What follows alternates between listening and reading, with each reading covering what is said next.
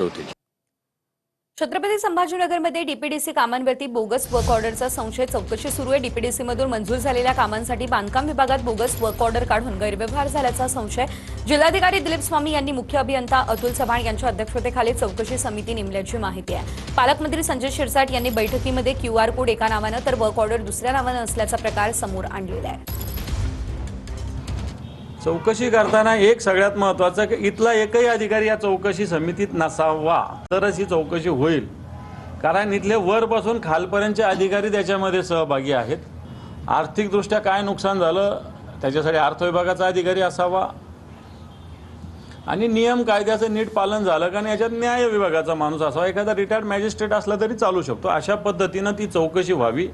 आत्ताच्या घडीला विकास कामाला निधी नसताना 250 कोटी रुपयाचा जर भ्रष्टाचार होत असेल आणि त्याच्याकडे आपण उघड्या डोळ्याने बघत असाल तर मला असं वाटतं ही प्रवृत्ती ठेचलीच पाहिजे। काही कार्यक्रम आदेश हे चुकीच्या नावावर आहेत आणि त्याचा क्यूआर कोड स्कॅन केला तर त्यात वेगळं नाव दिसतं।